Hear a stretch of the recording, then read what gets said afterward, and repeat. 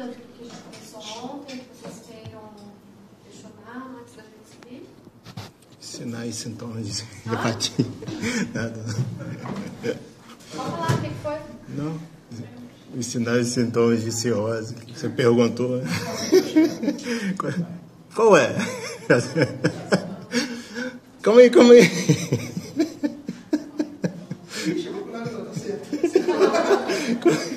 Vocês gostam, né? Nada? Dúvidas? Coitada. Então, Ela ficou nervosa. a gente entrou na parte das complicações, né? Então, primeiro a gente falou da ascite. Eu só vou voltar na ascite bem rapidinho. Para a gente continuar com a peritonite bacteriana espontânea, que é uma complicação da complicação, né? É uma sequência aí da ascite. Então, na ascite, a ideia é que a gente precisa fazer a paracentese diagnóstica, né? Então, retirada daquele líquido acítico para análise. Então, a gente retira aquele líquido e manda para o laboratório. E o que a gente pede, né, nesse líquido? Então, obrigatoriamente, a gente precisa pedir a albumina, certo? Para a gente poder fazer o gás, o gradiente, albumina sobre ascite. Então, a gente vai dosar a albumina do sangue, vai dosar a albumina do líquido acítico, vai fazer uma subtração para saber quanto é o valor do gás. Se for maior do que 1,1, beleza, é uma ascite compatível com o paciente com hipertensão portal. Além da albumina, a gente precisa fazer celularidade total e diferencial, que é a contagem de células do líquido acítico. Isso é importante, principalmente para a gente descartar se não tem algum quadro de infecção, né? Que a gente vai falar no próximo, que é a peritonite bacteriana espontânea, é justamente uma infecção desse líquido acítico. E na PBE, na peritonite bacteriana, a gente tem um aumento de celularidade total e aumento dos neutrófilos, mais de 250 neutrófilos no líquido acítico. Isso é bem característico do processo de infecção desse líquido, tá?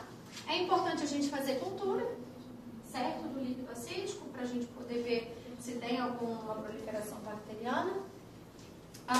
Células neoplásicas, se a gente está investigando muitas vezes a origem dessa ascite. Então, quando abre o quadro de ascite, o quadro dessa complicação, a gente tem que ter bastante atenção nesse líquido, fazer todas essas análises. Muitas vezes, pedir o ADA. O ADA, ele é um exame que vem positivo quando a gente encontra tuberculose peritoneal. Então, tem vários aspectos que a gente pode buscar no líquido acítico para diagnóstico diferencial, tá? A amilase, se a gente está pensando numa ascite com uma pancreatite, certo? Então, nem toda ascite vai ser proveniente de uma doença hepática. Então, a gente tem que ter em mente que outras causas podem estar relacionadas, certo? Podem coexistir? Podem coexistir? Pode. Mas é normal isso não? Não, é menos frequente, é incomum, né? Então, assim, a gente sempre tende a pensar que o quadro clínico do paciente faz parte de uma doença só. Mas sim, pode. Pode ter um paciente cirrótico que evoluiu com uma tuberculose peritoneal? Pode. Pode ter uma cirrose e ter uma pancreatite? Pode.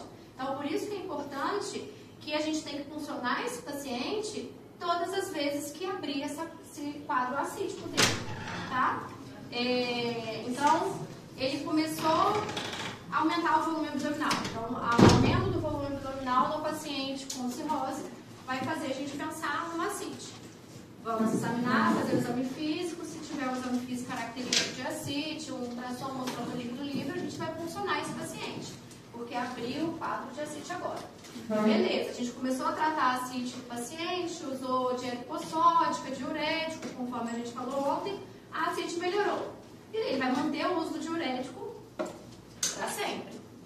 Beleza, ele tá bem, resolveu a ascite dele. Dali um ano, aparece a ascite de novo. A gente já sabe que ele tem uma cirrose, que ele já teve uma ascite, faz o diurético. Mas será que essa nova ascite que está aparecendo novamente, mesmo com o uso do diurético, é por uma evolução da doença ou é porque tem alguma outra coisa no meio do caminho? A gente tem que funcionar de novo. Então aqui, a gente até colocou, deve-se realizar a paracentese diagnóstica em todos os casos novos e naqueles que têm a descompensação, tá? Então pode ser que a gente tenha que funcionar esse paciente várias vezes ao longo da vida para fazer a paracentese diagnóstica, tá? E a gente tem a paracentese de alívio, né, que a gente coloca aqui como uma parte do tratamento naquele paciente que tem uma ascite muito volumosa, com restrição respiratória, né, um abdômen tão globoso, o paciente ele fica dispneico, com desconforto respiratório, a gente precisa retirar um volume maior. Caso a gente retire mais do que 5 litros, tem que lembrar de fazer reposição de albumina para esse paciente, para evitar agravo clínico desse paciente. E uma coisa que acontece com muita frequência é o paciente ir ao pronto-socorro, super desconfortável, aquele abdômen super globoso, volumoso, com queixa respiratória. Aí vai lá o médico, vai fazer a paracentese, tira 5 litros.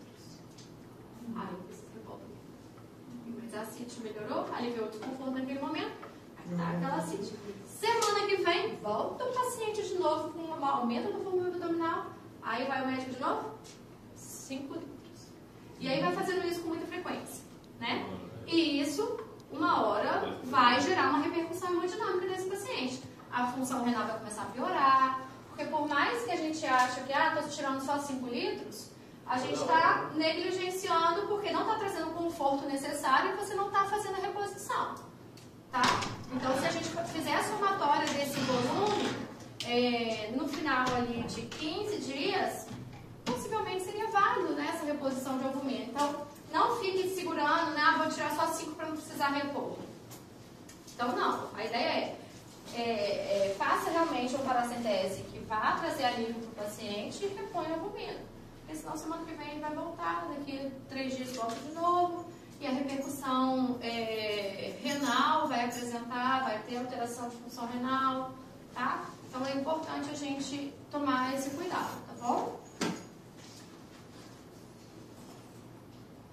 E aí, a peritonite bacteriana espontânea nada mais é do que mais de 250 polimorfo nuclear no líquido acítico. Isso é significado de processo infeccioso. Então, mais de 250 neutrófilos no líquido acítico. Então, a contagem de celularidade total diferencial é importante por conta disso, para a gente poder avaliar o número de células, né? Se tem uma celularidade baixinha, polimorfo nuclear baixinho, então a gente não vai pensar numa peritonite bacteriana espontânea, tá? Clinicamente, como que a gente pensaria, o que a gente encontra, né, no paciente com PBE? Dor abdominal, tá? Toda a ascite não dói, gente. A gente vai palpar o abdômen ascítico, o paciente não tem dor por conta da ascite. Não traz um desconforto. Mas a partir do momento que você palpa o abdômen ascítico e o paciente tem dor, a gente tem que pensar em peritonite bacteriana espontânea. Sempre, tá? E pode ter associação com febre. Nem sempre vai ter. Pode ter? Pode. Febre, dor abdominal seria o tipo clássico. Mas a febre pode não estar presente. Então, se a gente examina o paciente com ascite e ele queixa-se de dor, a gente obrigatoriamente precisa condicionar esse paciente para avaliar a peritonite bacteriana espontânea, tá?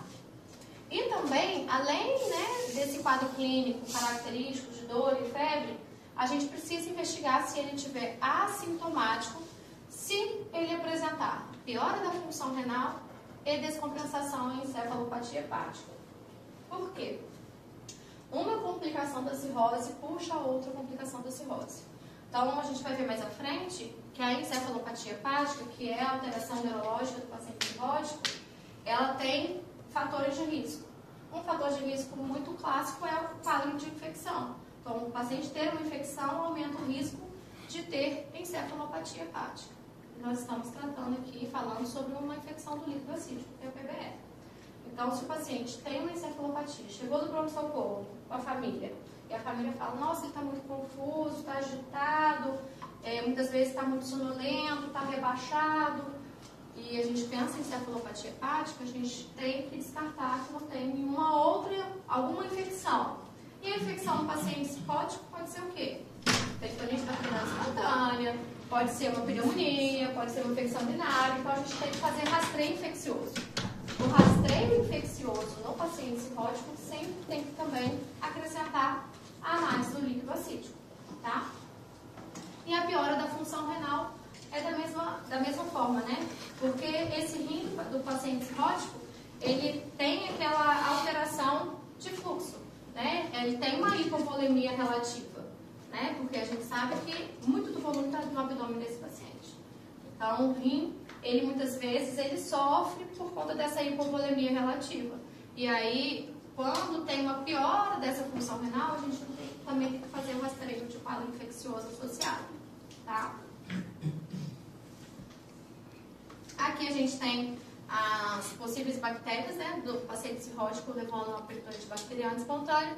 A principal, que vem geralmente positivo nas culturas, é a Escherichia coli, tá? E por que esse líquido ele se infecta? A possibilidade é uma translocação bacteriana do intestino para o líquido acídico, certo? E como que a gente vai tratar esse paciente? Se a gente tem um processo de infecção, a gente vai precisar de antibiótico terapia, tá? Normalmente a gente usa cefalosporina de terceira geração, que é a ceftriaxona, certo? Que pode ser utilizado 2 gramas, aqui tá errado de 8 em 8, seria de 12 horas, tá? Por 7 dias. E também a opção do ciprofloxacino, né? Das quinolonas também como uma segunda opção, tá? E a partir do momento que o paciente tem um episódio de peritonite bacteriana espontânea, ele tem que usar a vida toda um antibiótico profilático, que seria norfloxacino, para evitar novos episódios de peritonite bacteriana espontânea, tá? Para evitar a recorrência de novos episódios, tá? Então, faz uma profilaxia para o resto da vida com antibiótico terapia, ok? E aqui, profilaxia primária, quando o paciente tem hemorragia digestiva alta, também é importante a gente pensar no antibiótico. A gente vai falar mais à frente, quando a gente vai abordar HDA, hemorragia digestiva alta por varizes de esôfago, o antibiótico tem que estar presente, porque aumenta o risco de peritonite bacteriana espontânea. Então, vamos lá. Então, para o tratamento da PBE, antibiótico terapia, ceftriaxone, de 12 horas durante 7 dias, tá? Fechou. Seria a primeira opção. 12 em 12. Primeira opção, tá? Então, essa é a base do tratamento. A gente vai chegar aqui depois em relação à associação de albumina. Mas antibiótico, terapia, ceftriaxone, de 12 horas por 1 semana, maravilha. Então, esse paciente que fez esse episódio de peritonite bacteriana espontânea, ele tem um risco aumentado de refazer esse episódio. Então, ele vai de alta usando um antibiótico profilático, como o norfloxacino. Tá? Então, depois que ele for para casa, ele vai tomar todos os dias um comprimidinho para o resto da vida, para a gente tentar diminuir o risco de uma nova infecção. Tá? E na terceira linhazinha aqui, está querendo falar o quê? Naqueles pacientes que apresentam hemorragia digestiva alta por varizes de esôfago, que também é uma complicação da cirrose, nesses eu também preciso fazer uma profilaxia de peritonite bacteriana espontânea, tá? Para evitar que esse paciente que já está vomitando sangue, está tendo uma hemorragia digestiva alta, evolua com uma PBE, naquele momento ali, tá?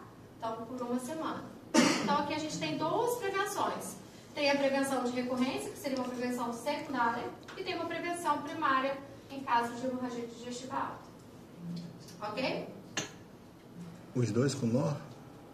Os 2 vão ser norfloxacino? Sim. Então, se usar contínuo... Você faz a NOR de uma vez. Se usar contínuo o quê? Um é só por 7 dias. Um é por 7 dias do episódio agudo de hemorragia digestiva alta. O outro vai usar pro resto da vida em casa. Sim, mas igual, por exemplo, ele já está usando o primeiro NOR ali pro resto da vida, porque Já para teve evitar uma ele ter vez. uma recorrência. Aí, vamos supor que ele tenha hemorragia digestiva alta, Não, aí você aí- faz NOR de novo, ele já está tomando. Aí você faz uma dose terapêutica. Então, faz ela Você de novo, muda. então, só que nessa dose aí. Você muda a dose, muda a posologia, tá? E muitas vezes aqui a gente também pode até fazer o ceftriaxone, tá? Principalmente aqueles pacientes que já apresentaram. Só vai diferenciar Está que 7... aparecendo ali que na profilaxia primária da HDA são 800 mg a dia. Então, a É, diferença só por é 7 você adiciona mais um comprimido. Sim, É. muda a posologia. Só posologia. Por 7 dias. Você faz uma posologia de tratamento. Faz um ataque. Outra posologia de profilaxia. Você faz um ataque. 7 dias você faz 800, depois você volta para 400. Mas de tratamento Não, mas volta volta não. três Volta, dias. porque dá tempo Volta, de aí 400. Volta um por dia. Volta depois. Volta, você vai tomar Sim, 10 dias, Volta, 400. porque se ele já teve, ela está falando um caso que o paciente já teve uma vez, já usa o norfloxacina. Já teve uma peritonite bacteriana espontânea, ele já faz o tratamento profilático e chegou no pronto-socorro com hemorragia digestiva alta. E tem tudo, tadinho, pra morrer. O paciente cirrótico ele tem tudo para morrer. Sim, gente. O paciente cirrótico descompensado é um paciente muito grave, ele tem tudo para morrer. Mas se for só hemorragia, só 7 dias e acabou. Sim, se ele nunca teve então, antes, vocês não você têm faz só uma profilaxia primária. 2 anos, na verdade, você pode? Hã? Acho que a aula passada. Você Aham. tem 2 anos. A vida A inteira. sobrevida, né? No De... melhor dos casos, 2 anos. Não. 95% não. Sei lá. Calma aí. O quadrinho do Child Plug mostra a porcentagem de sobrevida de 1 e sobrevida de 2 anos. Não quer dizer que dentro de 2 anos todo mundo vai morrer. Não. Não. Presta atenção. Grave é grave. Não, é grave, mas, por exemplo, o Child Plug grau A, que é aquele caso compensado, a sobrevida dele dentro de 2 anos ela é muito alta. Dentro de 1 ano é 100%. A sobrevida dele dentro de 2 anos é 90%. Então, o risco de ele morrer dentro de 2 anos por conta de cirrose é quase zero. Entendeu? Enquanto que os que têm as descompensações, a taxa de sobrevida é 45% e 35%. Aí sim, é bem grave. Então, dentro de 2 anos, a chance desse rapazinho que está vivo é só 35%. Entendeu? Mas não é que dentro de 2 anos acabou. Não, imagina isso também. Não, mas você falou assim, só 2 anos.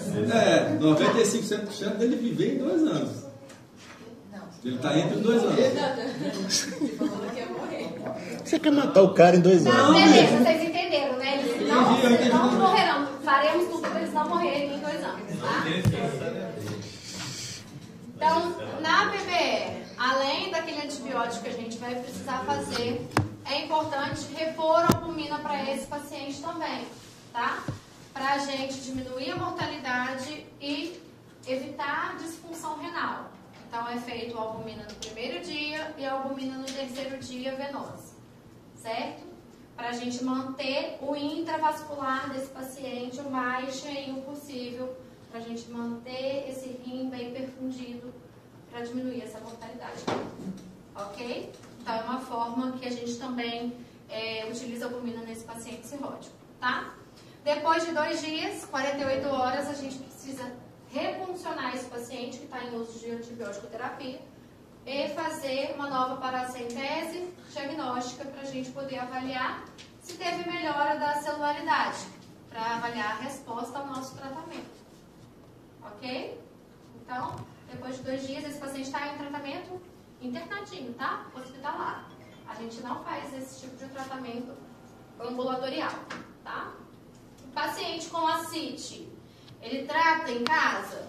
Sim, tá? Se for uma ascite que não tem infecção, que não tem peritonite, o tratamento ele pode ser ambulatorial. E aí eu falei ontem com vocês, a gente inicia o diurético para ele hoje, na próxima semana a gente vai reavaliar. E como que a gente sabe se está melhorando? Medida de circunferência abdominal e peso, tá? Então a gente precisa fazer com que ele reduza a circunferência e perca peso. A média de perda de peso a média de perda de peso diária que a gente espera para esse paciente é meio quilo por dia, se for só ascite, e se tiver edemas e membros inferiores, a média é que seja 1 quilo por dia. Então, dentro de uma semana, a gente espera que ele perca de 3,5 kg a 7 quilos, que é um valor que a gente realmente, que mostra pra gente que esse diurético está fazendo o efeito necessário aí para esse paciente, tá? Professora, 5h40. Aqui, rapidinho, antes que eu me esqueça. Se o paciente tem peritonite bacteriana espontânea e ele chegou de casa tomando o diurético dele, aqui a gente tira o diurético, certo? A gente esquece a ascite e vai tratar a infecção. Fala. 48 horas, fez a paracentese, não está tendo uma boa resposta. Muda para cipro? Ah, não.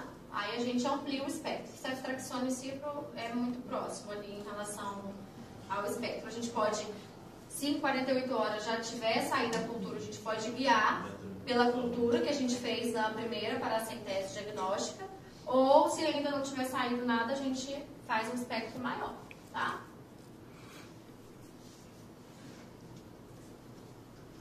Então, pacientezinho com ascite, a gente vai fazer a paracentese diagnóstica. Se tem o GASA maior do que 1.1, essa ascite é compatível com o nosso paciente cirrótico.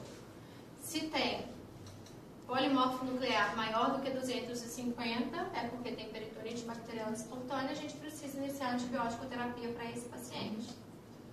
Certo? Se tiver menos de 250 polimorfo nuclear e esse paciente estiver com desconforto respiratório, paracentese de alívio ou terapêutica, tá?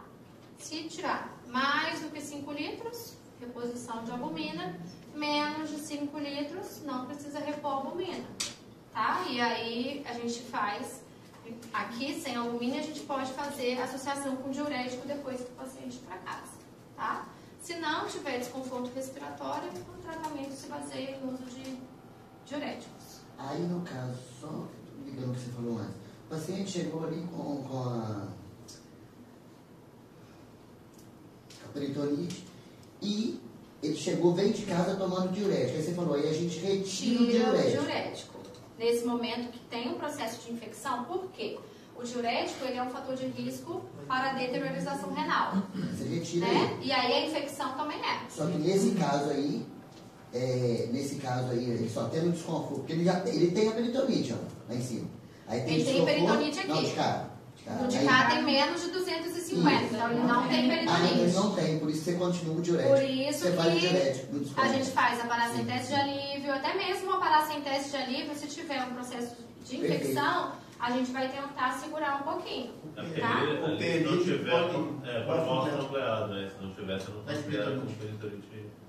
Calma. Não fez é que eu não entendi nenhum dos dois. Até tem que fugir do P lá, de peritonite, mas o PNI é de polimorfo nuclear. Polimorfo nuclear. 250 não tem. Aí não tem peritonite. De peritonite é PBE. Uhum. Tá? É porque eu peguei, você já tinha passado isso comigo, cheguei atrasado. Mas já entendi. Show do milhão. Absurdo, né? Nasceu. Aqui, se a gente tem um paciente com peritonite bacteriana espontânea, então o nosso foco é tratar a infecção. A ascite vai ficar para o segundo momento, depois do tratamento da infecção, que a gente vai voltar ou iniciar o diurético. E também a paracentese terapêutica tem que ser evitada, pelo menos aí dentro das 48 horas, primeiras horas do antibiótico, tá? Certo? Terceira complicação da cirrose, hemorragia digestiva alta. Vocês fizeram um trabalho de hemorragia digestiva, né? Então, lá vocês devem ter lido, visto, olhado, ouvido dizer que o paciente cirrótico tem um fator de risco para varizes esofágicas. Por qual motivo? Pela hipertensão portal, tá? Lembrando que cirrose é uma das principais causas de hipertensão portal, que a gente falou ontem, mas existem outras causas de hipertensão portal. Então, não é porque o paciente tem ascite, tem varizes esofágicas, que isso é igual cirrose, tá? São coisas diferentes, ok? Na hemorragia digestiva alta do paciente cirrótico, nossa primeira hipótese é que seja uma hemorragia digestiva alta secundária a varizes esofágicas, correto? Mas esse paciente ele tem estômago, ele tem duodeno, ele também pode fazer uma hemorragia digestiva alta por uma úlcera péptica, né? Então, não é porque ele tem cirrose que obrigatoriamente ele tem varizes e que o sangramento é secundário da varize. Então, a gente tem que ter cautela e saber que pode ser outras causas aí. É frequente que seja por varize esofágica, né? Clinicamente, como que esse paciente ele vai chegar para vocês no pronto-socorro? Então, vai vir com relato de vômito com sangue, tá? Mas não é uma raiazinha de sangue, porque é bem frequente pessoas rígidas chegar lá, vomitei sangue. Como foi? No meio do vômito tinha uma raiazinha de sangue. Não. Paciente que tem uma hemorragia digestiva alta é um sangramento volumoso, né? Então, realmente, sangue vivo, 1 episódio, 2 episódios, tá? E isso, muitas vezes o paciente tira foto, mostra para vocês. E pode ser, se for um sangramento menos volumoso, é que esse sangue ele fica um tempinho ali no estômago e o paciente vomita depois. E aí, quando isso acontece, esse vômito posterior, ele pode sair de coloração enegrecida, como borra de café, tá? Então, nem sempre vai ser vermelho vivo, pode acontecer de ser um vômito amarronzado, tá? Além disso, também pode ter uma exteriorização do tipo melena, que são aquelas fezes enegrecidas, né? Então, o paciente pode não vomitar e alterar apenas a coloração das fezes. A melena, as fezes ficam escuras por conta do sangue que foi digerido em todo o trato digestivo. E aí, normalmente, as fezes ficam enegrecidas e tem um odor bem característico, um odor bem fétido, bem típico, que um dia vocês sentirão. Né? Agora vocês perguntaram, como que é o hálito hepático? Falar sobre o cheiro é difícil, né? Que a gente, né, tem que presenciar, sentir e nunca mais vão esquecer. Hã? Mas assim, como que é o cheiro de maçã podre? Eu não lembro. Nenhum dos dois são bons. Vocês fazem o teste. Fazem a experiência. Outra coisa, né, da hemorragia digestiva alta, também pode exteriorizar como enterorragia. O que é enterorragia? Sangue vivo nas fezes. Então, se for um sangramento alto, muito volumoso, o sangue ele é catártico. O que é isso? Ele acelera a mobilidade, né, a peristalse. E se não dá tempo de fazer o processo digestivo daquele sangue, pode exteriorizar como vermelho vivo, como enterorragia, tá? Mas o que é mais frequente? Hematemes e melena, ok? Além disso, a gente também pode ter um paciente, por exemplo, que está internado, então é um paciente cirrótico que está internado em tratamento de uma encefalopatia hepática, ou em tratamento de uma peritonite bacteriana. E de repente, a gente foi olhar os exames dele e a gente viu uma queda da hemoglobina. Ele chegou na admissão, estava com uma hemoglobina de 12. Dentro de 2, 3 dias, a hemoglobina foi para 10, foi para 9. Será que esse paciente não está sangrando? Então, tem que alertar para a gente a possibilidade de uma hemorragia digestiva alta quando tem uma queda de hemoglobina nesse paciente também, tá? Então, o fato dele ter sangramento pode gerar uma instabilidade hemodinâmica, né? Então, além do relato de hematemes, do relato de melena, pode vir junto o paciente rebaixado, com hipotensão, né, alteração neurológica, então hipotenso, taquicárdico, né, com sintomas realmente sinais de instabilidade hemodinâmica e tirar um paciente instável pra gente, tá? E, consequentemente, a gravidade desse paciente ela é maior, tá? E aí, como que a gente vai conduzir esse paciente com uma hemorragia digestiva alta? Primeira coisa, a gente vai manter o paciente em jejum. O jejum ele é necessário porque dali a um tempo vai ter que ser realizada uma endoscopia, tá? E, seguido, né? O jejum a gente vai procurar realizar a estabilização hemodinâmica desse paciente. Como que a gente vai estabilizá-lo? Vamos monitorar, ver pressão arterial, frequência cardíaca, saturação, avaliação, né, neurológica, né, do nível de consciência desse paciente e reposição volêmica, tá? A ressuscitação volêmica a gente tem o que a gente fala de hipotensão permissiva. Eu não quero que esse paciente que chegou com uma PA de 7 por 4, né, hipotenso de 70 por 40, que ele vá para uma pressão arterial de 120 por 80, de 110 por 70. Não, a gente quer uma pressão sistólica de 90 a 100. Por que essa hipotensão permissiva? Se a pressão sobe, aumenta o risco de sangrar. Tá bom? Então, quanto maior o nível pressórico, maior a chance de sangramento que esse paciente tem. Então, se a gente mantiver uma pressão sistólica alvo aí de entre 90 e 100 milímetros de mercúrio, já é uma pressão que a gente considera que ele está estável, tá? Junto com uma frequência cardíaca abaixo de 100. Então, a gente controla a taquicardia desse paciente e controla a hipotensão, mantendo uma hipotensão permissiva, tá? Se com a ressuscitação volêmica, né, se a gente der volume para esse paciente e ele mantiver hipotenso, a gente tem que entrar com droga vasoativa para aumentar essa pressão. Ok? Grama, eletrólito, bioquímica renal, coagulograma, tipagem sanguínea.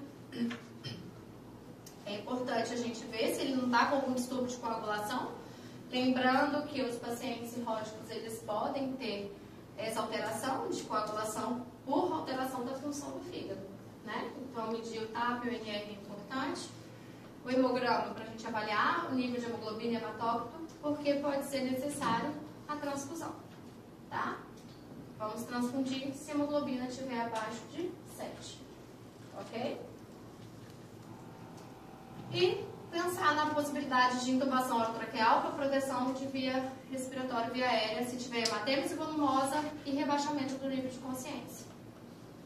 E um ponto importante, né? Eu preciso estabilizar esse meu paciente antes de fazer a endoscopia, porque senão a endoscopia ela pode ser mais prejudicial naquele momento do que trazer benefício, tá? Então eu tenho que tentar estabilizar minimamente esse paciente antes de chamar o médico para fazer o exame, ok? Então, por exemplo, se a hemoglobina estiver abaixo de 7, dificilmente o médico que faz o exame vai querer fazer. Ele vai virar e falar assim, ó, doutor, doutora, transfunda esse paciente primeiro para poder fazer o exame com segurança. Por qual motivo? Esse paciente vai ser sedado, né? Então, ele tem que ter um mínimo de condição clínica para ser submetido àquela sedação. Então, a sedação traz risco, né, para esse paciente. Então, ele pode evoluir com uma parada cardiorrespiratória durante o procedimento, se ele não tiver condição clínica de ser submetido àquele exame, tá? Delicado, né, professor? Porque, por exemplo, se ele está sangrando, você hemotransfundir também tem risco de aumentar, né? Ou não? Aí você fica... O sangramento, não tem nada a ver? A gente precisa pensar que ele tem que ter perfusão sistêmica. Ele está perdendo sangue, o rim dele está indo embora, que não está sendo perfundido, o coração, tudo, né? Vai gerar uma hipoxemia. Então a gente precisa dar sangue para esse paciente. O fato de você transfundir não vai aumentar o risco dele sangrar, tá? Na verdade, talvez seja um pouco melhor, porque ele vai estar ganhando plaqueta, ganhando todo o fator de coagulação. Né? Não. A gente está transfundindo concentrado de hemácia. Só concentrado de hemácia? Só. Tá? A gente não está transfundindo plasma, o plasma que vai trazer os fatores de coagulação e nem plaqueta. Então, são coisas diferentes. Quando a gente vai fazer a transfusão sanguínea, na maioria das vezes, né, a transfusão é transfusão de concentrado de hemácia. Apenas. Não tem os outros fatores juntos sanguíneos, né? Eu tinha essa dúvida até hoje. Alguém quer falar? Alguém daí do fundo? Não, eu tinha essa dúvida até hoje, que às vezes faz concentrado de hemácia, faz plaqueta. Tá tomando sangue, aí você acha que junto daquele sangue tem tudo, né? Tudo que vem no hemograma. Não é. Eles falam papa de hemácia. Hã? Eles falam papa de hemácia, né? Concentrado de hemácia, eles falam isso, eles falam isso. Entendi. E normalmente, cada bolsa, cada concentrado de hemácia aumenta um ponto na hemoglobina. Então, por exemplo, meu paciente está com uma hemoglobina de 5. Eu preciso que ele esteja com uma hemoglobina acima de 7. Porque eu também não quero que ele vá... Porque eu não quero tratar toda a anemia dele, não. Eu quero manter ele nesse alvozinho aqui, de 7 e 8. Então, se eu estou com o paciente está com uma hemoglobina de 5, eu preciso chegar a 7, eu faço 2 concentrados de hemácia. Então, são 2 bolsinhas, tá? Não precisa fazer... Por que você não pode passar do 8? Tipo assim, por que você quer que ele fique entre 7 e 8? Porque se subir para 9, por exemplo, o que pode acontecer se ele tiver hemoglobina? Aumenta a pressão, pode aumentar o sangramento, como ele falou. Mas a gente mantém um nível mínimo para que o paciente consiga se perfundir. Tá? Esse 90 aí, interessante, que é o mínimo permissivo, né? De abaixo de 90 você começa a perder os periféricos. Sim, né? sim. Então, esse número é interessante, não só para isso, mas para toda o resto todo, né? Dinâmica, histórico. Na hemorragia digestiva alta varicosa, a gente precisa tentar, né, buscar esse time aqui de fazer endoscopia dentro de 12 horas. Então, chegou o paciente lá no pronto atendimento, paciente cirrótico, a chance de ter varize esofágica é muito grande. Então, dentro de 12 horas, a gente precisa estar fazendo um exame de endoscopia nesse paciente, tá? Se a suspeita é de uma hemorragia digestiva alta não varicosa, a gente tem esse tempo um pouquinho maior, podendo fazer dentro das primeiras 24 horas. Ah, mas se eu estou com um paciente cirrótico, a hipótese sempre vai ser hemorragia por varizes. É verdade. Mas vai que ele tem uma endoscopia de uma semana atrás, não tinha variz nenhuma. Dentro de uma semana, ele não formou varizes e fez sangrar, não. Por exemplo. Tá? Então, provavelmente, esse paciente deve estar sangrando por outra causa que não variz esofágica. Ok? Então, mais aqui, né? Paciente cirrótico, varinhas de esôfago é sempre a primeira, segunda, terceira causa que a gente vai pensar. E aí, endoscopia dentro das primeiras 12 horas, e a gente tem que buscar, nós como os médicos clínicos, precisamos buscar estabilizar esse paciente para que ele consiga ter a condição clínica de fazer o procedimento com segurança, tá? Antes da endoscopia, se o paciente for Child-Pugh A, a gente faz antibiótico-terapia para evitar o quê? Peritonite bacteriana espontânea. E se for Child B ou C, antibiótico-terapia, a gente tem essa opção do Child A fazer o norfloxacino. Geralmente a gente opta, né, por fazer o ceftriaxone se for B ou C, certo? Isso aqui é para profilaxia de peritonite bacteriana espontânea, conforme a gente viu lá na profilaxia da PBE. Lembra? Voltar no quadrinho. Então, em caso de hemorragia digestiva alta, a gente faz a profilaxia primária para peritonite bacteriana espontânea. Lembra? E aí a gente fala disso de novo na hemorragia digestiva alta. E além, né, do antibiótico, tem as medicações específicas que diminuem a pressão portal, que seria a terlipressina ou octreotide. Eles são vasoconstritores escléricos. Ele vai reduzir a hipertensão portal desse paciente. O que a gente mais utiliza é a terlipressina endovenosa para a redução dessa pressão portal, tá? Se a gente diminui a hipertensão portal, as varizes, a pressão das varizes esofágicas, elas consequentemente diminuem, e isso traz uma redução de sangramento que esse paciente pode ter, tá? A octreotide também é usado para diarreia, não é isso? Ou não? Estou viajando. É qual? Ele usa para outra coisa. Loperamida, Mosec. Não, tem uma utilização dele, mas esqueci. Do octreotide mesmo? É. Não, né? Depois você lembra. Uhum. Beleza, estabilizamos o nosso paciente, a gente fez antibiótico profilático para PBE, a gente pode iniciar a terlipressina se a gente está com essa suspeita importante de varizes esofágicas. Na endoscopia, a gente vai fazer o diagnóstico e também o tratamento das varizes esofágicas, tá? Durante a endoscopia, a gente tem um tratamento específico que é a ligadura elástica. O que é a ligadura elástica? Então, aqui a gente tem a presença de varizes no esôfago, tá? Que são cordões varicosos, onde eles têm uma graduação, que eles podem ser de fino calibre, de médio calibre e de grosso calibre. Quanto maior o calibre, maior a chance de ruptura dessas varizes e, consequentemente, de sangramento, tá? Esses cordõezinhos, eles podem se romper, e aí dá hemorragia digestiva alta. E a ligadura elástica na endoscopia é um tratamento de escolha endoscópico, tá? Como que é isso?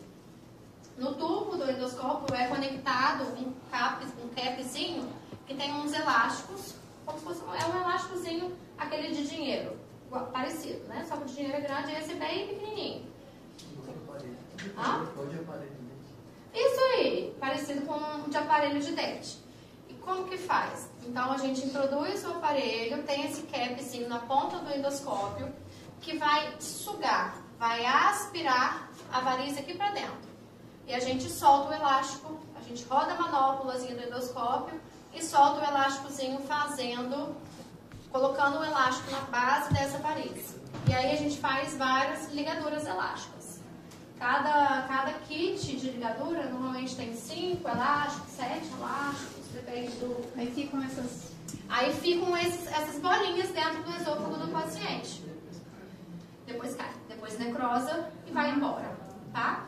Dentro da primeira semana, a orientação é que o paciente não consuma nada quente, para não soltar esse elásticozinho antecipado.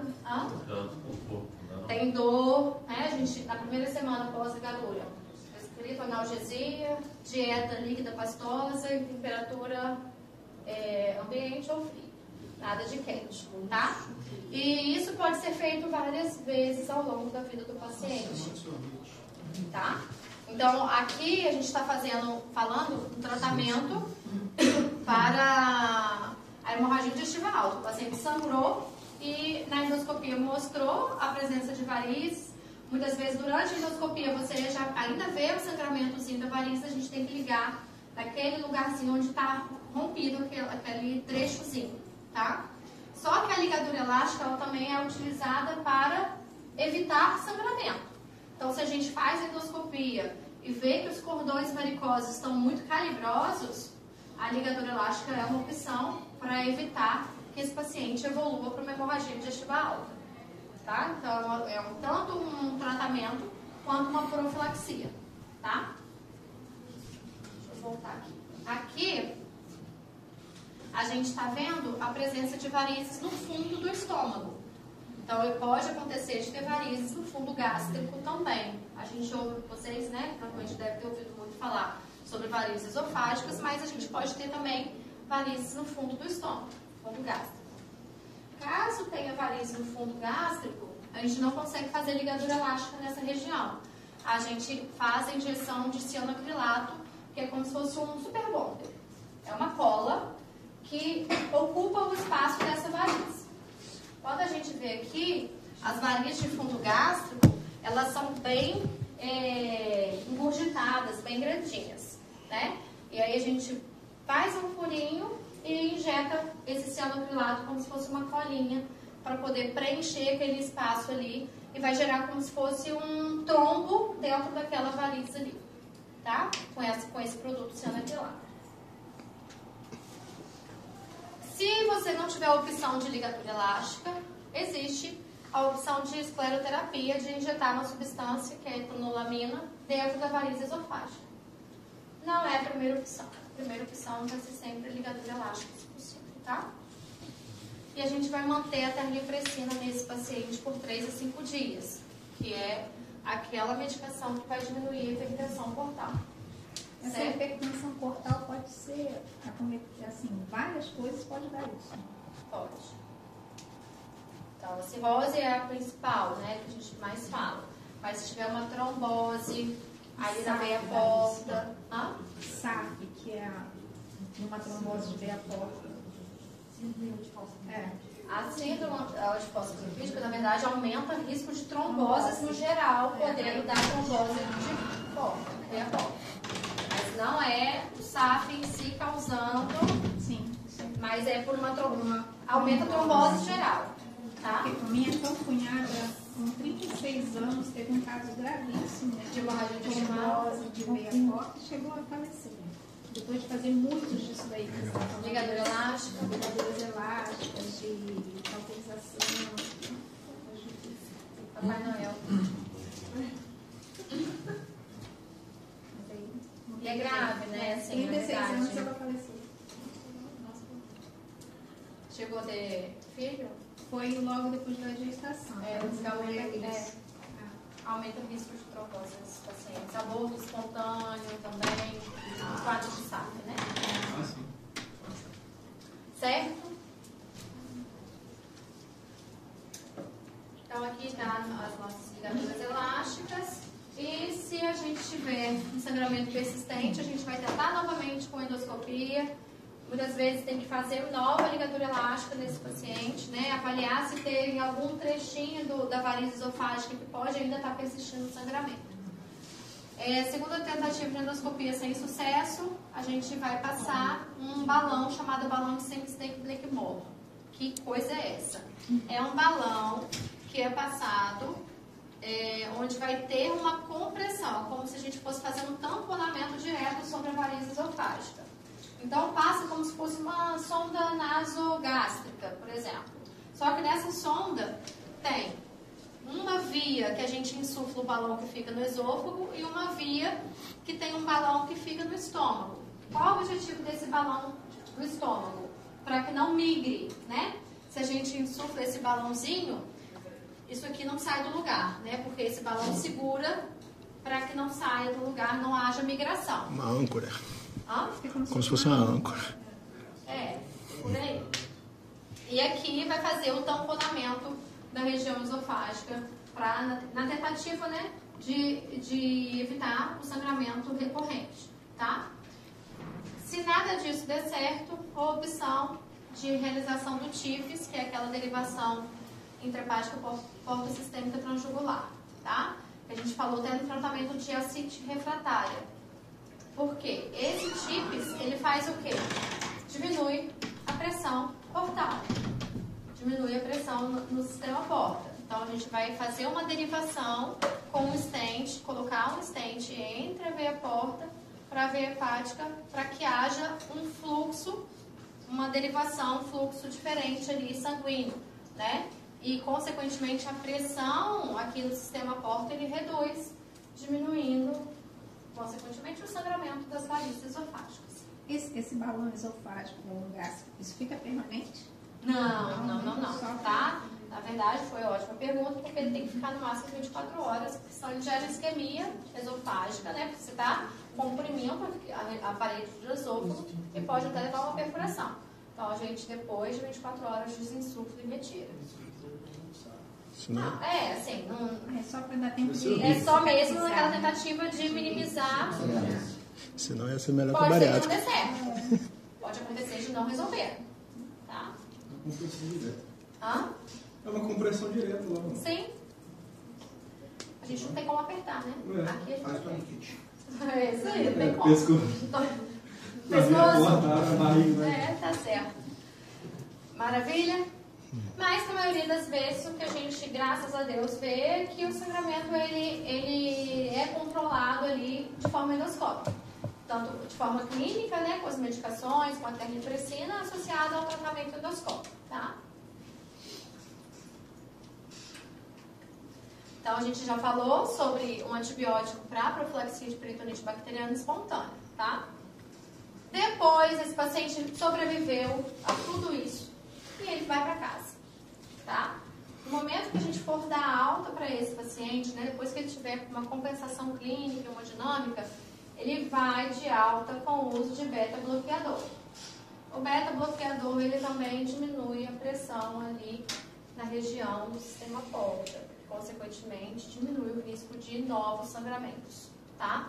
Então, podemos utilizar o propranolol e tem outro que é o carvedilol, que também pode ser utilizado para a profilaxia desse sangramento de uma digestiva alta, tá? Aqui a gente está falando de profilaxia secundária, porque esse paciente já sangrou. Professor, eu posso fazer profilaxia primária para hemorragia digestiva alta?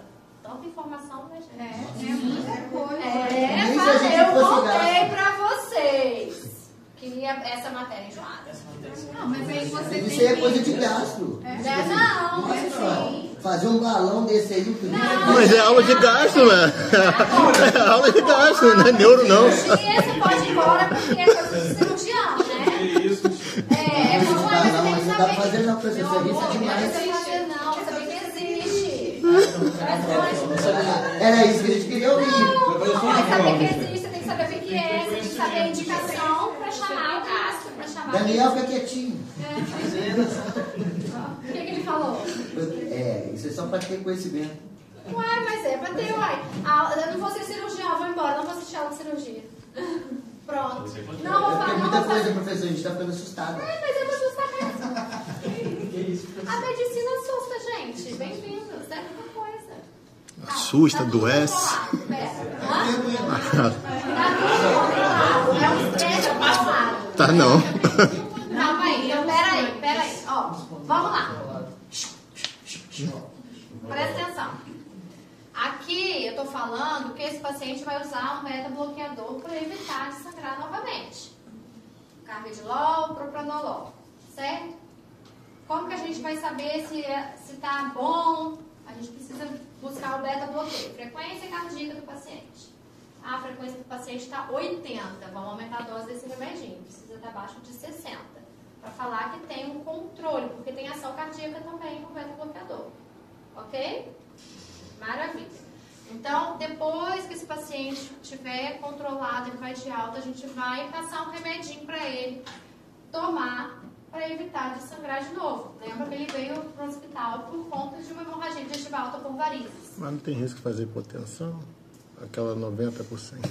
Não, isso aí quando ele estava sangrando. A gente já compensou esse paciente. Você precisou transfundiu. Ele vai para casa usando reposição de ferro para melhorar a anemia que ele tem. Não vai fazer hipotensão por conta daquela lá, não. Pode ter hipotensão por reação adversa? Pode. A gente vai ajustar a medicação por conta disso. Não sofra com a possível hipotensão dele. A ideia é que ele tenha uma medicação que pode ajudar a evitar um novo sangramento quando ele for para casa. Certo? Que é uma profilaxia secundária. Secundária por quê? Porque já sangrou uma vez, não quero que sangre a segunda vez. Então é secundária. Tá? E nós iremos fazer ligadura elástica novamente até quando o endoscopista olhar o esôfago e não vir mais nenhuma varize esofágica. Acabou as varizes, acabaram as varizes, só tem cicatriz. É quando eu vou parar de fazer ligadura elástica. Tá?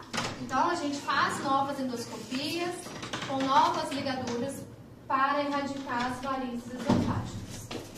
Para buscar que essas varizes esofágicas fiquem erradicadas. Ok? Beleza? Show? E esse pacientezinho que tem varizes de esôfago e nunca sangrou, se for uma varize fininha, a gente também passa um remedinho de beta-bloqueador para ele tomar, para evitar a progressão dessas varizes. Isso chama profilaxia primária, porque ele nunca sangrou. Mas eu quero evitar que a varize evolua. Então aqui a gente tem uma varize de fino calibre, aqui já são varizes de médio calibre e aqui são varizes de grosso calibre. E aqui chama um negocinho chamado red spot, são pontos vermelhos. É tipo assim, ó, estão prestes a romper. Tá? Então quanto maior o calibre da varize esofágica, maior o risco de ruptura dessa varize. Ok? E a gente tem calibre fino, mas endoscopia não precisa ficar fazendo endoscopia todo ano para acompanhar. A gente precisa, tem alguns critérios que direcionam isso pra gente. Igual um critério que é importante, que a gente consegue fazer esse controle, é nível de plaqueta. Quanto mais baixo o nível de plaqueta desse paciente, maior a chance de hipertensão portal. Por qual motivo? Lembra que eu falei que o baço faz o que a gente chama de hiperesplenismo? O aumento do baço acaba segurando as células sanguíneas. Então, quanto maior o nível de hipertensão portal, menor o nível de plaqueta. Então, existe uma correlação aí entre a plaquetopenia e a hipertensão portal. Então, se eu tenho varizes de esôfago de fino calibre, posso fazer uma endoscopia a cada 2, a cada 3 anos, se o paciente estiver se mantendo compensado clinicamente. Tá? Ele está bem, está estável, não está tendo nenhum agravamento clínico, não precisa ser anual, tá? Mas ele vai ganhar um beta-bloqueador para evitar essa progressão, tá? Geralmente, quando a gente já tem varizes de médio, com certeza em todos com varizes de grosso calibre, a gente pode manter o beta-bloqueador, mas a gente precisa de ligadura elástica para evitar o sangramento desse paciente. Então, a ligadura elástica, ela pode ser utilizada para tratamento na vigência de sangramento. Ela pode ser usada para profilaxia primária, para evitar de sangrar, e na profilaxia secundária, para evitar de sangrar de novo. Vocês entendem profilaxia primária e secundária, né? Então, a primária vai evitar o primeiro episódio. A secundária para evitar episódios subsequentes daquele evento. Tá? Então, em todo paciente cirrótico, a gente precisa fazer endoscopia para buscar se tem ou não paralisia esofágica. Até lá, quando a gente falou ontem no diagnóstico, a endoscopia entra até mesmo para auxiliar. Será que esse paciente tem cirrose, se não tem? Vamos fazer uma endoscopia, se tiver varizes, ele tem maior chance de ter uma cirrose, né? Naquele paciente que a gente tem dúvida em relação a esse diagnóstico. Certo? Mais uma complicação. Muitas complicações. É o paciente bomba relógio, né? Que se sobreviver em 2 anos, tá bom. Eu não sei se vou sobreviver ainda. Não sei se vou sobreviver hoje, né, gente? Então... 95% de chance tá muito bom pra ir lá. Coração acreditando. Não, e isso tudo a gente pensa que a pessoa olha para um fígado esteatótico, né, com gordura e acha que só uma gordurinha. É isso aí. Cirrose é bem complicado. A encefalopatia hepática, então a gente já falou um pouquinho dela ao longo dessas 2 aulas, né? Então é uma disfunção cerebral causada por uma insuficiência hepática ou derivação portosistêmica, com um amplo espectro de anomalias neurológicas ou psiquiátricas, que variam de alterações subclínicas até evolução para coma. Então tem uma graduação dessa alteração neurológica. Então a alteração mínima, clinicamente mínima, ausente, nenhuma normalidade detectada. O grau mínimo, alterações em testes psicométricos ou neurofisiológicos, que não é o que a gente vai ver na prática, né? A gente vai ficar fazendo testes específicos, neurofisiológicos, para fazer esse diagnóstico. Na encefalopatia grau 1, o paciente fica com falta de atenção, ansiedade, distúrbios do sono. Então aqui, esse distúrbio do sono, que é bem característico, é a alteração do ciclo sono-vigília. O que é isso? Eu falei que comentei ontem. É um paciente que fica sonolento durante o dia, ele dorme o dia inteiro e durante a noite ele passa a noite acordado, tá? Então é uma inversão do ciclo sono-vigília. O grau 2 é bem característico a presença de flapping, letargia, tem uma desorientação temporoespacial, mudança de personalidade. No grau 3, então o paciente tem comportamentos, além do grau 2, comportamento bizarro, e o grau 4 já evolui para rebaixamento ao coma, tá? Então são graduações da encefalopatia hepática que a gente pode fazer esse diagnóstico normalmente a partir do grau 1 que a gente consegue fazer esse diagnóstico. E no grau 2, quando tem a presença de flapping, aí sim é um diagnóstico mais firmado. E o que é o flapping? A gente faz uma hiperextensão da mão e faz exatamente esse movimento aqui com o paciente. E o que acontece com ele? Ele faz isso aqui de forma espontânea, tá? Ele não consegue ficar com a mão paradinha. Então, se vocês forem fazer com vocês e a mão tremer, vamos internar. Vamos direto para o PU. A compensação motor do estímulo neurológico? Sim. Então, ele não tem um controle, né? Ele faz... Isso é o que eu encontrei na internet sobre isso. Entendi. Tá vendo, né? Isso acontece. Então, é exatamente esse movimento chamado flapping ou bater de asas, tá? Vocês também podem encontrar essa denominação. Ok? Então, é importante fazer esse teste com os pacientes cirróticos. Porque às vezes você espera que a encefalopatia hepática seja aquele paciente que está completamente desorientado, e às vezes não, às vezes o paciente está aqui conversando, você questiona sobre a queixa dele, ele fala, repassa tudo direitinho, aparentemente ele está orientado, mas na hora do exame físico façam sempre essa manobrinha do flapping para a gente poder ter esse dado, tá?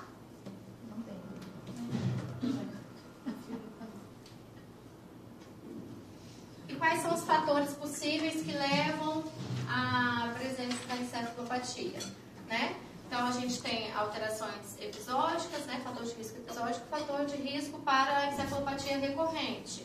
Então, de forma episódica, de forma pontual, um quadro de infecção, né? Então, eu falei para vocês, na peritonite bacteriana espontânea, aumenta o risco, né, de encefalopatia hepática, e muitas vezes o paciente chega no pronto atendimento com uma encefalopatia e a gente precisa pesquisar peritonite, né? Então, aqui as complicações, como eu falei, andam de mãos dadas, né? Um aumenta o risco do outro e a gente, quando tem uma, tem que tentar prevenir o outro e vice-versa. Né? A hemorragia digestiva também é um fator de risco. Uso de diuréticos, alteração eletrolítica, constipação intestinal, tá?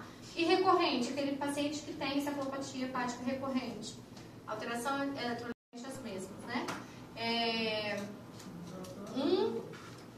Uma questão muito fácil de ser tratada e muito comum clinicamente é a constipação. Então, o paciente constipado é um paciente que tem maior risco de ter encefalopatia, né? O paciente cirrótico constipado.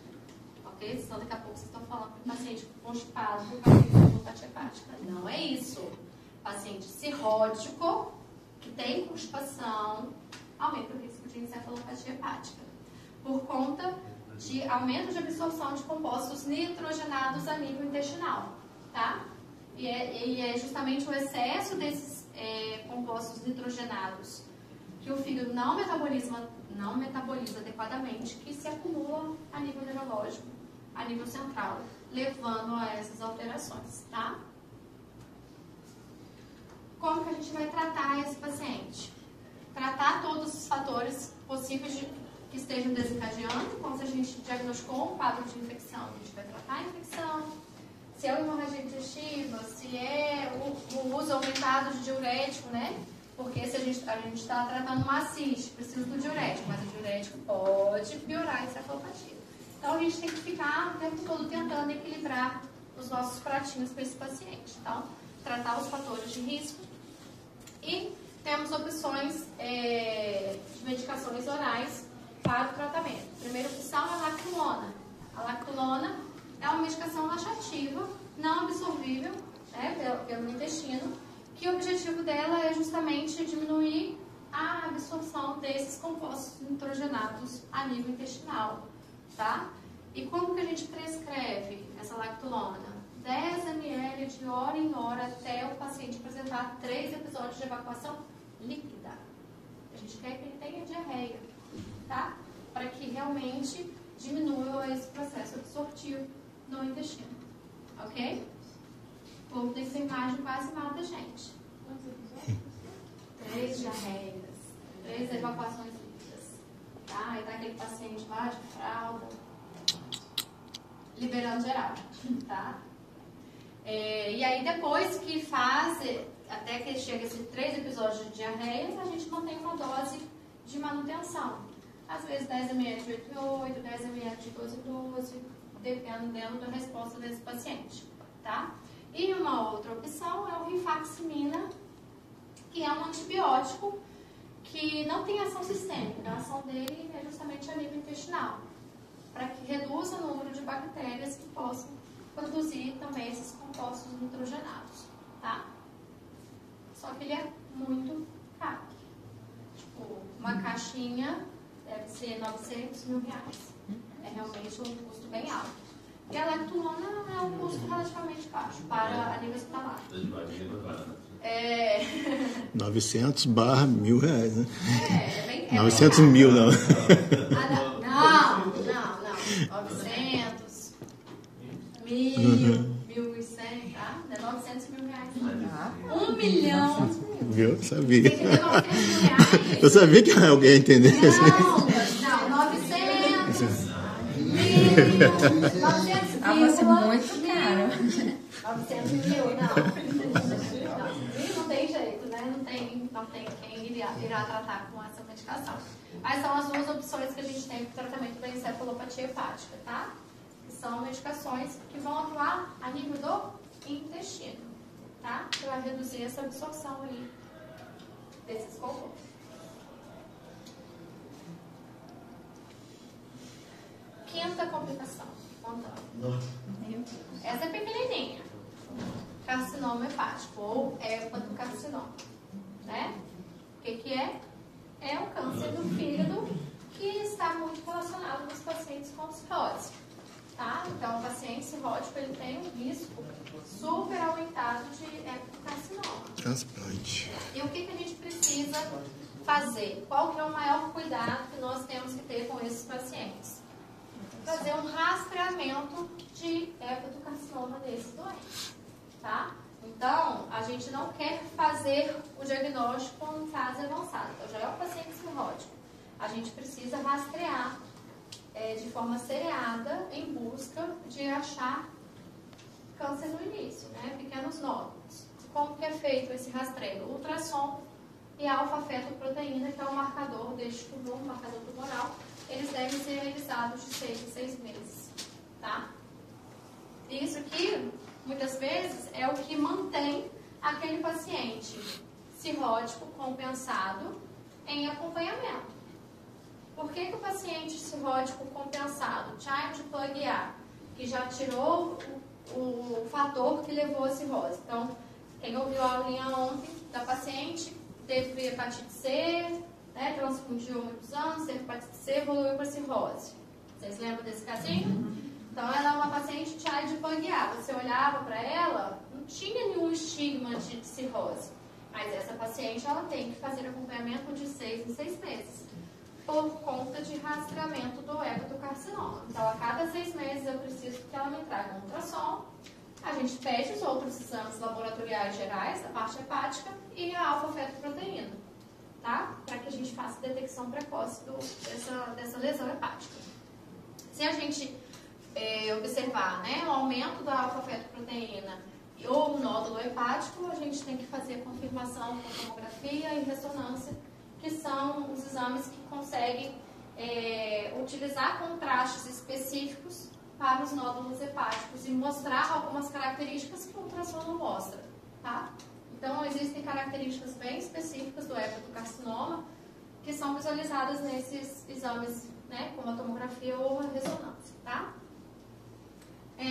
Se realmente a gente encontra um nódulo característico de hepatocarcinoma, o tratamento vai depender do tamanho do nódulo, vai depender de quantos nódulos são, do Child-Pugh desse paciente, né, qual o grau de cirrose que ele tem.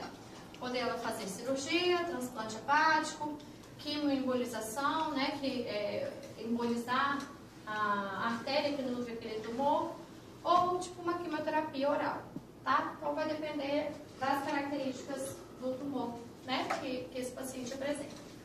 Então aqui a gente tem a imagem de nódulos hepáticos bem grandes. Muitas vezes, quando é um nódulo único, né, apenas um hepatocarcinoma, consegue fazer a retirada daquele segmento hepático e muitas vezes curar, né, e ser realmente curativo, tá? Mas esse paciente continua cirrótico e ele vai continuar tendo que fazer o rastreamento para hepatocarcinoma, ok?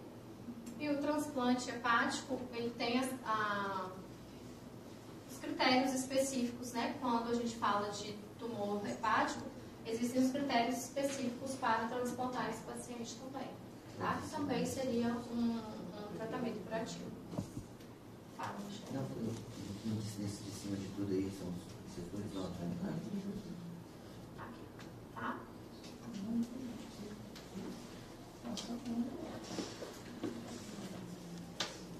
E por fim, para finalizar, síndrome hepatorrenal. A síndrome hepatorrenal, a gente já falou, né, que a perfusão renal dos pacientes cirróticos, ela pode estar reduzida, né, já que ele tem a sua volemia diminuída, né, a sua volemia total, né, reduzida. E aí, a síndrome hepatorrenal é também uma complicação do paciente cirrótico, onde vai ter uma vasoconstrição renal, redução da perfusão renal, com baixa taxa de filtração glomerular e a redução da capacidade de excretar sódio e água livre, tá? Só que tudo isso daqui é na ausência de lesões histológicas renais, tá? Naquele paciente que tem diabetes, existe uma alteração histológica renal, existe um dano renal específico. No paciente hipertenso, da mesma forma, né? Que são causas de doença renal crônica. No paciente que tem cirrose, a gente não vê alteração histológica. Se você for biopsiar aquele rim, o rim está estruturalmente normal, tá? Mas tem a lesão por conta da vasoconstrição, da baixa perfusão renal, certo? E isso pode comprometer algumas situações desse paciente. Então, quando o paciente que tem cirrose evolui com uma insuficiência renal, uma creatinina acima de 1,5, a gente precisa pensar na possibilidade da síndrome hepatorrenal, tá? Para que a gente feche, né, o diagnóstico da síndrome hepatorrenal, a gente tem que excluir todas as outras possíveis causas de doença renal. Então, eu preciso eliminar que esse paciente não esteja utilizando nenhuma droga nefrotóxica, como os anti-inflamatórios, que não existe uma hipovolemia, por exemplo, naquele paciente que teve uma hemorragia digestiva alta, ele está tendo uma hipovolemia por perda de sangue, né? Então, ele pode, muitas vezes, evoluir com insuficiência renal, sem que isso seja uma síndrome hepatorrenal. Ok? Descartar que tem alguma alteração por pouco. Foi. Alteração do parênquima renal, tá? E muitas vezes, o que a gente vê quando tem uma doença renal parenquimatosa? Proteína urinária aumentada, uma proteinúria, sangramento, uma hematúria. Então, quando a gente faz o EAS, o exame de urina simples, são visualizadas essas alterações, como aumento de proteína, presença de hemácias, né? Na síndrome hepatorrenal, se você fizer um exame de urina simples, vai vir normal, tá? Porque não tem alteração histológica, alteração do parênquima renal. É muito mais uma disfunção circulatória, tá? E a insuficiência renal induzida por infecção. Então, por exemplo, se o paciente está em vigência de uma peritonite bacteriana espontânea, aquele processo infeccioso pode ser o motivo da sua disfunção renal. Então, isso, no momento, descarta a possibilidade da síndrome hepatorrenal, tá? Quando a gente faz todas essas exclusões de outros fatores de dano renal, a gente vai pensar na possibilidade dessa síndrome hepatorrenal, ok? Aqui a gente tem outros critérios, né, que é a elevação da creatinina de mais de 50% do valor basal desse paciente. Então, por exemplo, nos últimos 3 meses, o valor basal da creatinina do paciente era 0,5. Se neste momento a creatinina está a 1, já é um indício de que possa ter alguma alteração renal. Ou aumento de 0,3 miligramas também dentro de 48 horas da creatinina, também já seria um indício de possibilidade de um comprometimento renal, tá? Como que a gente vai fazer com esse paciente que está com uma disfunção renal? Você está vendo uma alteração da creatinina desse doente, né? Medidas gerais, hidratação, suporte clínico, tratamento, né, de todas as complicações que o paciente cirrótico possa ter, tratamento específico da síndrome hepatorrenal e transplante em último caso. Tá? A gente vai falar um pouquinho de cada um deles. As medidas gerais, né? A gente vai avaliar as possíveis causas de lesão renal aguda. Esse paciente tem um quadro, está utilizando uma medicação nefrotóxica. Vamos tirar a medicação nefrotóxica e avaliar como que vai ser a evolução dessa lesão renal. Ou o paciente está em vigência de um processo infeccioso. Então, a gente tem que reconhecer e tratar ou retirar, suspender a causa de lesão renal aguda que esse paciente está apresentando. Tratar a doença hepática primária, fazer hidratação desse paciente. E aqui, um ponto importante, reposição de albumina, tá? No paciente que tem uma lesão renal, uma alteração de função renal, a reposição de albumina, ela pode, muitas vezes, fazer com que a alteração renal vigente, ela seja revertida. Por quê? Quando você repõe a albumina, o que acontece com o intravascular do paciente? Melhora a volemia do doente, né? Ele tem um intravascular melhor e, consequentemente, faz uma melhor perfusão, né? Então, muitas vezes, nesse ponto aqui, que você repõe a albumina, se tiver melhora da função renal, isso já é um ponto positivo, né? Então, era só isso que estava pendente para esse paciente, tá? Então, Então, a reposição de albumina, quando se tem uma alteração de função renal, é importante para que a gente consiga avaliar se aquela disfunção renal é por baixo fluxo, né? Baixa perfusão renal. Se você fizer paracentese de largo volume, você obrigatoriamente lembrar que tem que fazer a reposição de albumina, você vai suspeitar e tratar peritonite bacteriana espontânea e monitorar a creatinina. Então, isso aqui são medidas gerais que a gente falou ao longo da aula, que se esse paciente tem uma lesão renal aguda, a gente vai fazer exatamente tudo isso, né? Que é buscar compensar as complicações do paciente cirrótico, tá? Agora, né? Qual seria o tratamento específico da hepatorrenal? A associação de terlipressina com albumina. A terlipressina, a gente falou que é uma medicação que reduz a hipertensão portal, né? É um vasoconstritor esplânico. Se eu faço uma vasoconstrição esplânica, o que acontece? A perfusão periférica, né, fora daquela circulação porta, ela melhora, certo? Então, ele consegue perfundir melhor o rim desse doente, tá? Então, é a base do tratamento, a terlipressina associada à albumina, para que a gente consiga fazer uma perfusão renal mais eficaz. Desvia o volume? Faz a construção hepática e desvia. Isso aí. Né, você consegue perfundir melhor as outras regiões. Porque o fluxo sanguíneo está muito concentrado ali naquela circulação, tá? Se não tiver terlipressina, existe a opção de fazer noradrenalina junto com a albumina ou mitrodrina e octreotide mais albumina. Normalmente, a terlipressina, né, é a primeira opção, nem todos os serviços vão ter, e aí a noradrenalina com a albumina seria uma opção secundária. De forma resumida, o que a gente tem? Então, a gente vai avaliar a presença de lesão renal aguda, removendo os fatores de risco que podem estar causando essa disfunção renal, né? Avaliar a etiologia e se há suspeita de síndrome hepatorrenal. A etiologia dessa lesão renal aguda é o uso de uma medicação nefrotóxica, então a gente vai tirar. Não, é um paciente que teve um quadro infeccioso e está séptico. Então, essa lesão renal pode ser por conta disso. Não tem nada de fator etiológico externo. Então, a gente tem uma suspeita de síndrome hepatorrenal? Sim, temos uma suspeita de síndrome hepatorrenal, ok? No paciente cirrótico, com alteração de função renal. A gente vai expandir esse paciente com albumina por 2 dias. Teve melhora dessa função renal?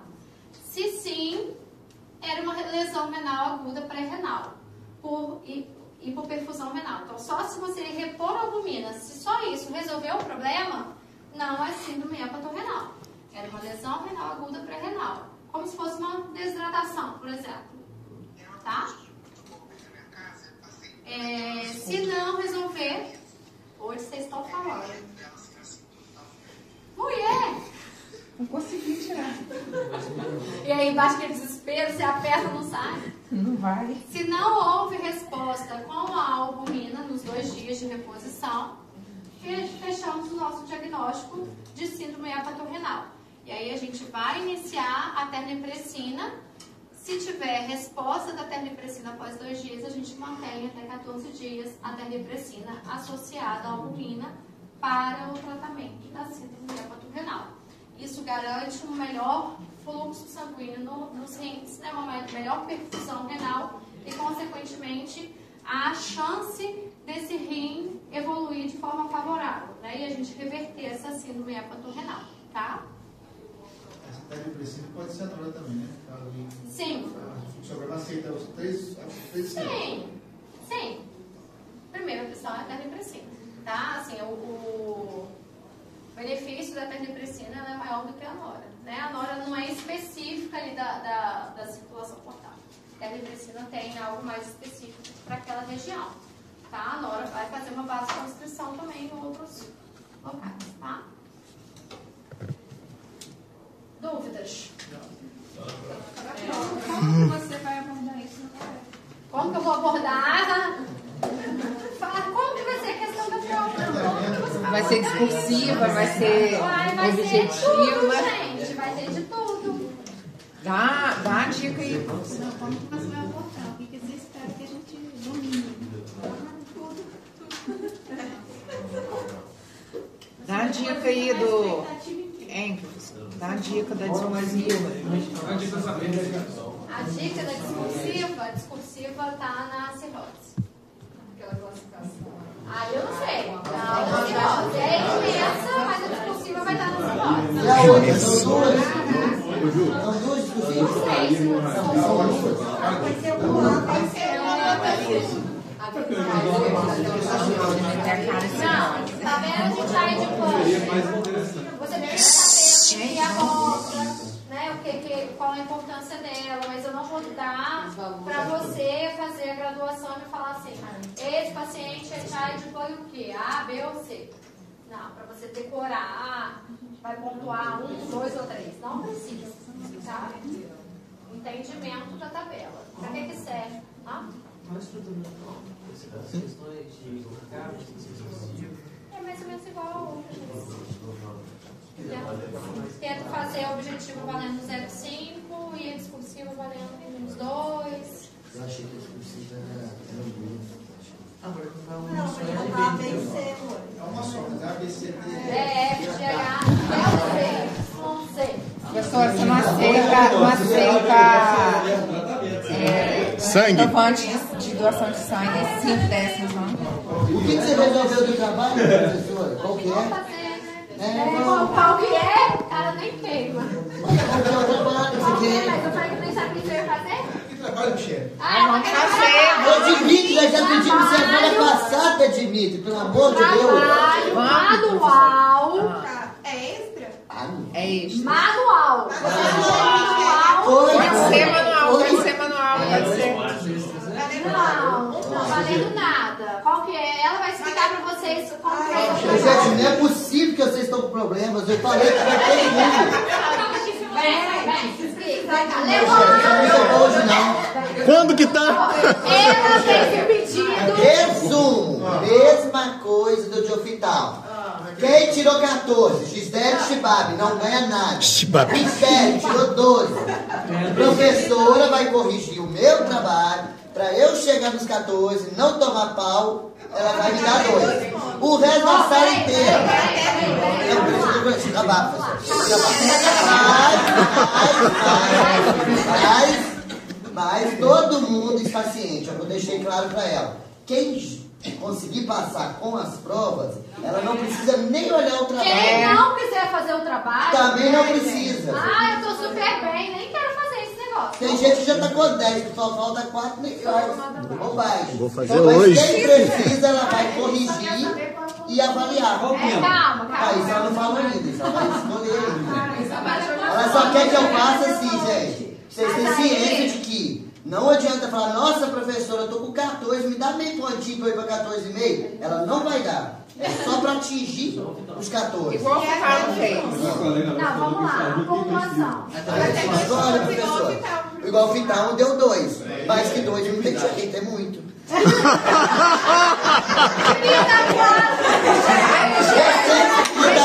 Eu sei que queria dar 4, mais que 2 Não. Tem que falar 2 pra dar 1. Aí, qual que é o trabalho? Aí ela vai falar agora. Não, mas eu quero avaliar a questão da pontuação. Porque, na verdade, a solicitação é que seja na média. Então, por exemplo, fez a média e eu fiquei com a média 6. 6 na primeira, 6 Não, na esquece segunda. o primeiro e o segundo. A sua média foi 6 no final de tudo. Você precisava ficar com 7, você ficou com 6. Isso. Teoricamente, vai ser 1 ponto na média, que equivale a 2 pontos. Isso. Então, eu fiquei com 5,9, professor. Nem chega. Nem pede. Nem chega. 0,1. Não, mas aí, tá vendo? Mas era 0,1, chegar no 6. 0,1 foi um exemplo muito... Tá bom, eu te dou 0,1, mas o trabalho não será corrigido. Não, tô falando assim, que você vai pra 6, mas não chore não. Ah, entendi. A gente já sabe. É melhor dar Aí, ó. 5,9 aí, dá os 2 pontos para a pessoa ir melhor na final. Ah, o sistema arredonda pra cima. É aquilo mesmo que você já sabe. Ah, não. Não, é o que você falou, mas essa média aí é pra não ir pra final, né? No final, né? Pra não ir. Isso é pra não ir pra final, gente. Isso é pra não ir. Valeu meio. Aquele era deu meio quentinho. O pessoal só joga pra cima. Não, você não vai ajudar depois que eu estiver na final, né? Pra não ir. Vai na final E Deus por todos. Quem não veio nesse dia foi a única aula que eu faltei. Do 05 acabou. E quem tá trabalhando? de registro Acabou. social? Eu tava doente, meu pai fez isso. Acabou, gente. Eu tava sem voz naquele dia sem querer. Então, assim, foi aquele. Uai, eu não sabia que ia ter. Eu cheguei, fiquei sem voz. Eu já não consegui dar aula, foi um treino. E o tema, gente? E a gente que trabalha? Vou mandar a aula pra Gabriela. A aula ou o vídeo? Vou mandar a aula que ela ia dar. Vocês discutiram, vocês... Você já mandou, professora. Ela pôs um grupo para todo mundo. 3 artigos. Não, aqui pode ir. Não, essa ela não mandou, não. Desculpa. Mas qual o conteúdo do trabalho? É isso. Vou falar. Hepatites virais. A, B, C, D, E.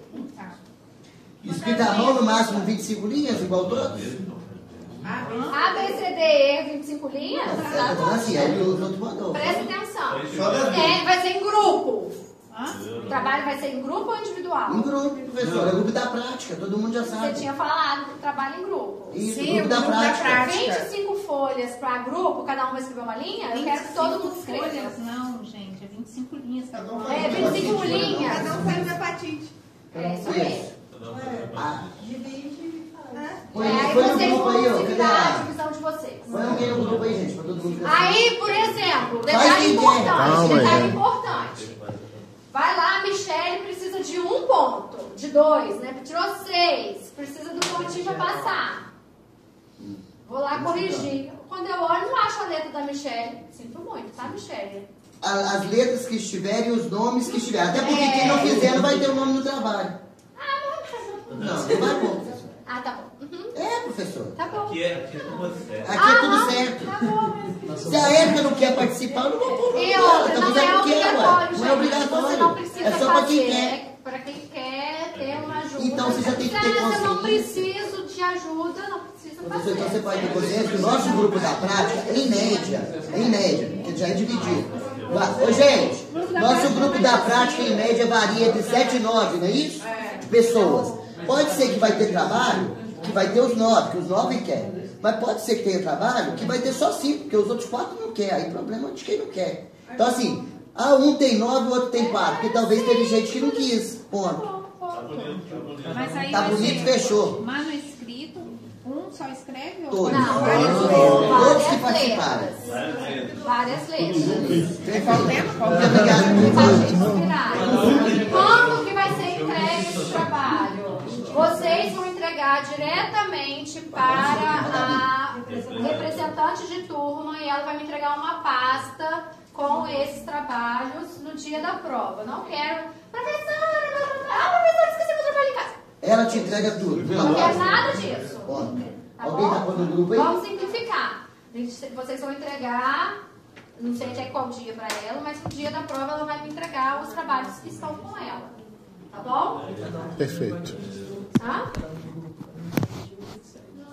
Não é cada grupo faz uma hepatite. Não. Sim. Vai escrever. Tá bom? Fechou. Tem a hepatite que é pequenininha. Então, hepatite B e C são hepatites que têm mais conteúdo. E aí vocês podem dividir por 2, hepatite B e C. A, D não tem nada. Aí um só escreve, mas a C que é grande divide. Então ficou, a Gabi te entrega no dia da prova uma pasta com todos. Com todos os trabalhos, tá? Certo? Show. E aí Beleza. vocês que são da outra turma, eu vou